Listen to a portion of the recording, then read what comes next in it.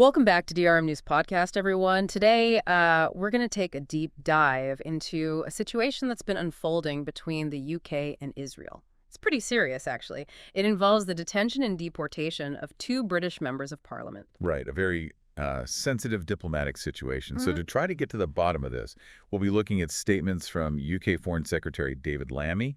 We've also got statements from the two MPs involved, Jan Yang and Abtisam Mohammed. Okay. We'll also be digging into reports from Sky News and Politics UK, who cite the Israeli Immigration Ministry.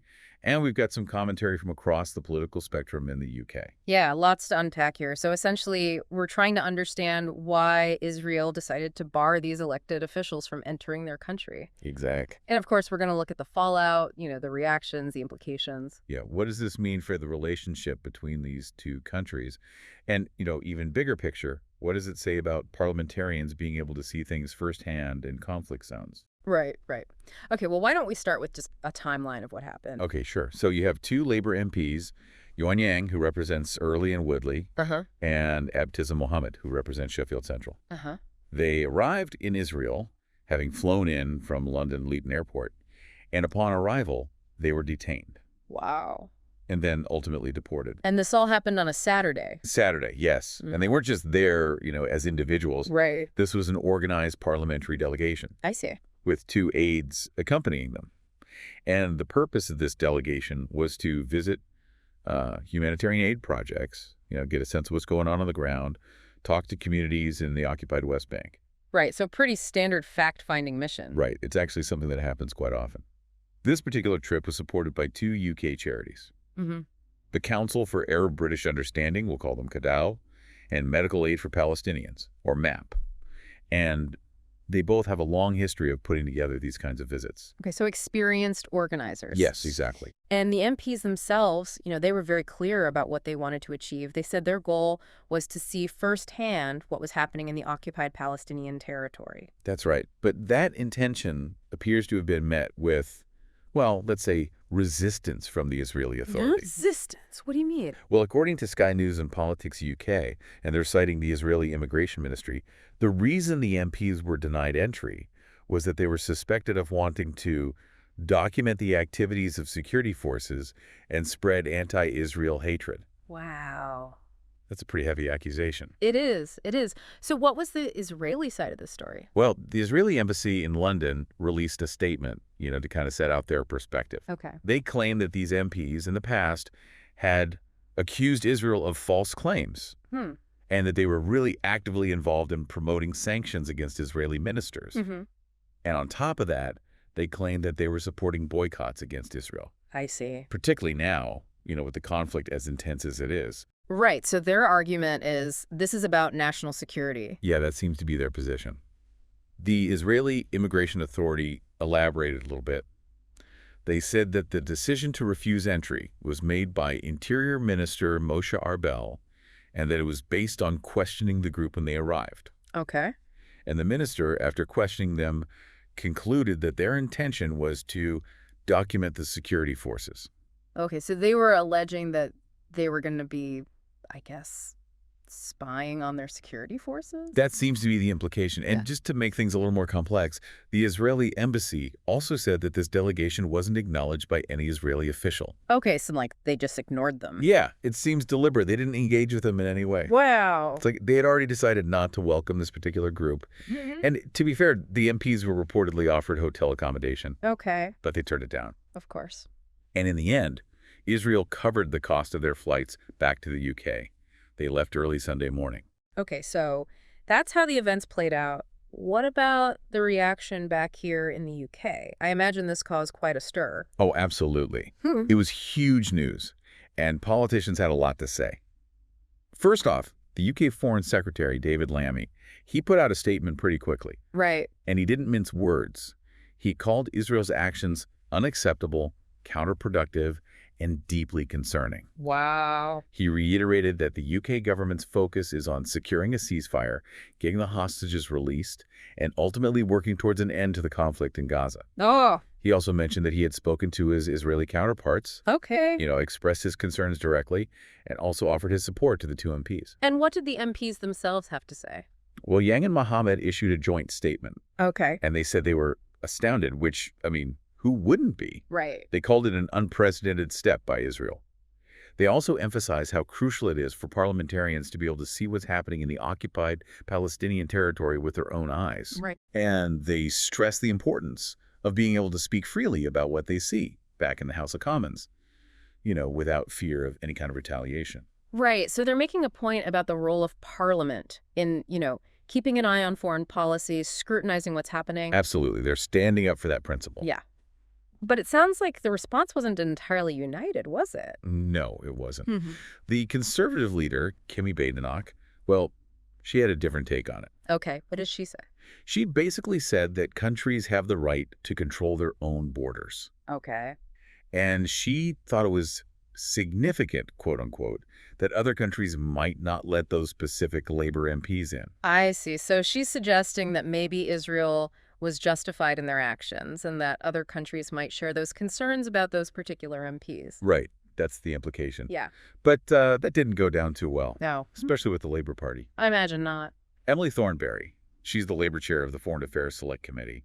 She really went after Badenoch's comments. Okay. What did she say? She defended Yang and Mohammed, called them highly respected parliamentarians, said they're potential leaders, and she flat out called this incident an insult to Britain and an insult to Parliament.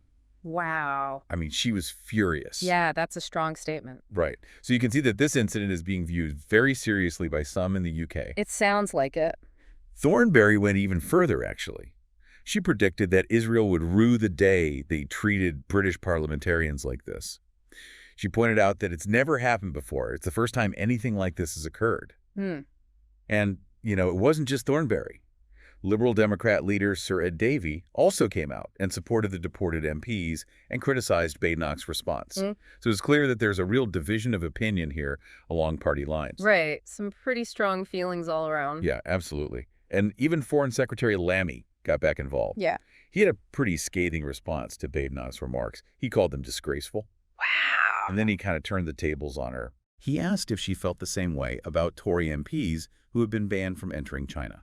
Oh, I see. He's pointing out a potential double standard. Exactly. It raises questions about consistency, right? Yeah. Are we applying the same principles when it comes to different countries? Right. And especially when different geopolitical situations are at play. Exactly. Okay.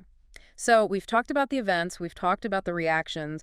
I think it's really important to look at what these two MPs have actually said publicly about the Israel-Palestine conflict in the past. Absolutely. I mean, to understand why Israel might have taken this action, we need to understand where these MPs are coming from, what their views are. Exactly. So both Yang and Mohammed were elected in 2024.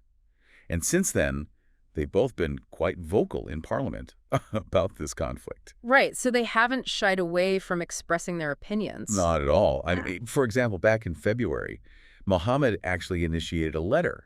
It was a cross-party letter signed by 61 MPs and lords. And in this letter, they advocated for a ban on goods that came from Israeli settlements in Palestinian territory.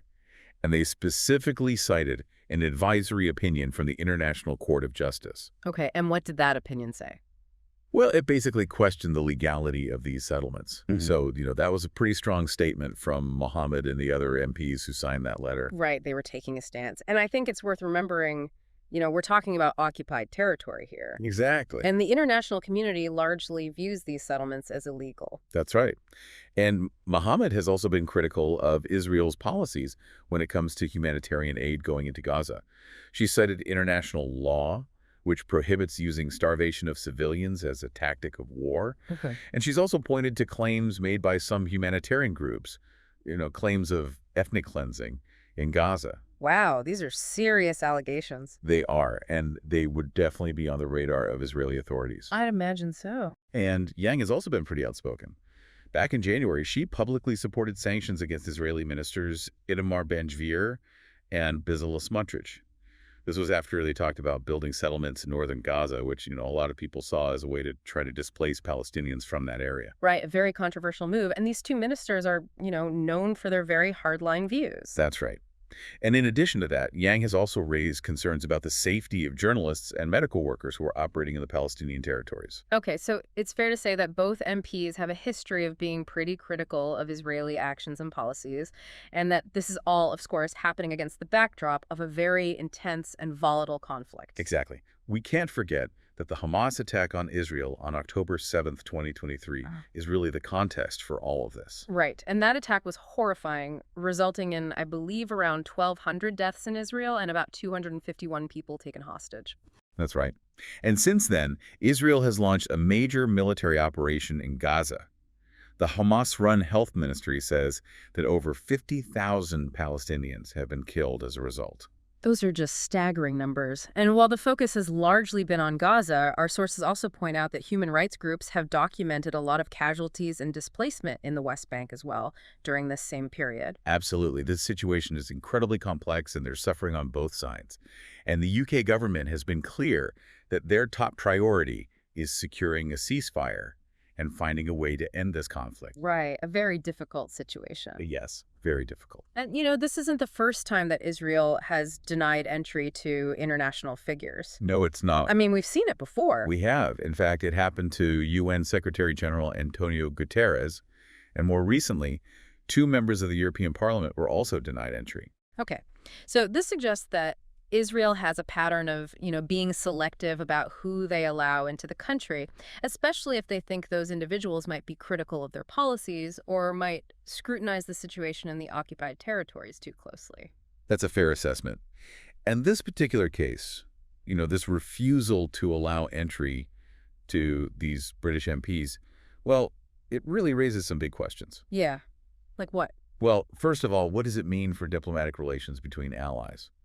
When something like this happens, it inevitably strains the relationship. And then there's the whole issue of elected officials being able to conduct fact-finding missions.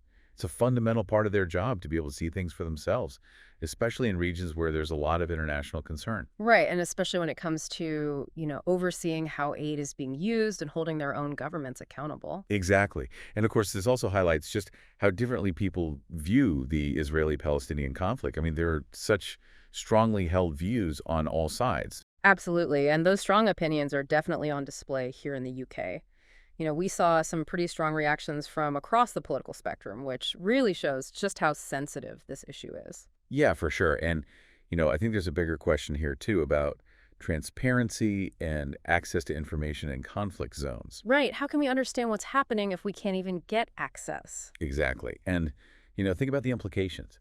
If a country can bar entry to democratically elected officials from a close ally, what does that say? Right. And how will that affect future diplomatic efforts? Will it make it even harder to get people on the ground to try to resolve these conflicts? And what does it mean for our own parliaments and their ability to really understand what's going on and make informed decisions about foreign policy? Right. So a lot to think about there. This case, it's definitely not just about 2 MPs being denied entry to a country. It raises some much bigger issues. I totally agree. It really gets to the heart of some fundamental questions about diplomacy, transparency, and accountability in international relations. It'll be interesting to see how this all unfolds. Yeah, we'll be keeping a close eye on it for sure. Thanks for breaking it down for us today. This was my pleasure.